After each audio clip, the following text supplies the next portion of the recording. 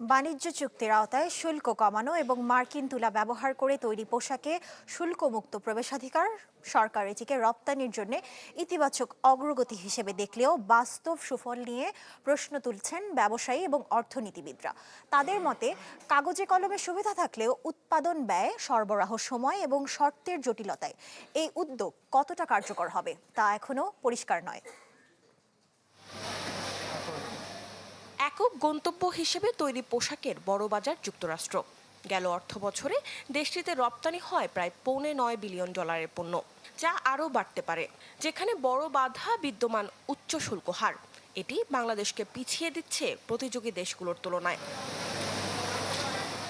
এমন বাস্তবতায় শুল্ক হার কমানোর জোর দেনদরবার শুরু করে ঢাকা, যা চূড়ান্ত হয় 9 ফেব্রুয়ারি। চুক্তি অনুযায়ী দেশটি থেকে আমদানি করা সুতা দিয়ে তৈরি পোশাকে অব্যাহতি থাকবে শুল্কের।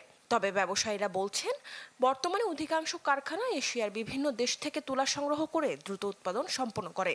মার্কিন তুলা ব্যবহারে সরবরাহ চেইনে পরিবর্তন আনতে হবে, যা স্বল্প মেয়াদে সহজ নয়।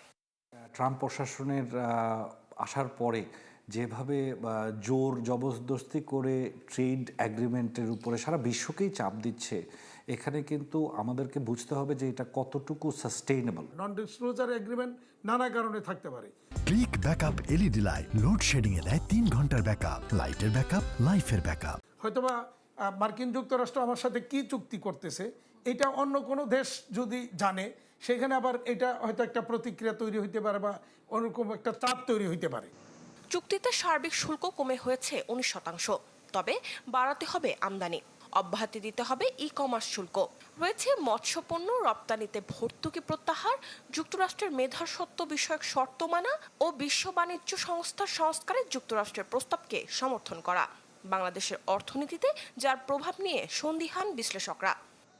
যতক্ষণ পর্যন্ত না আমরা এই চুক্তিগুলোর মধ্যে গোপনীয়তার যে বিষয়গুলো রয়েছে, যে শর্তগুলো রয়েছে, ততক্ষণ পর্যন্ত কিন্তু আমরা নিশ্চিত হতে পারছি না যেটার প্রভাব কি পড়বে।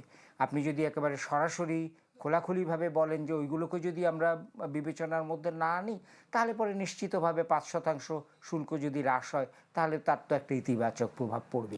শর্ত হিসেবে এরই মধ্যে যুক্তরাষ্ট্রের 100টি পণ্যকে শুল্কমুক্ত প্রবেশাধিকার দিয়েছে বাংলাদেশ। বাড়ানো হচ্ছে দেশটি থেকে গম, সয়াবিন, ভুট্টা, তুলা সহ নানা প্রকার কৃষি পণ্য। তালিকায় রয়েছে 25টি উড়োজাহাজ কেনার প্রতিশ্রুতিও। মরিয়ম আজিজ মৌরিন, চ্যানেল 24, ঢাকা।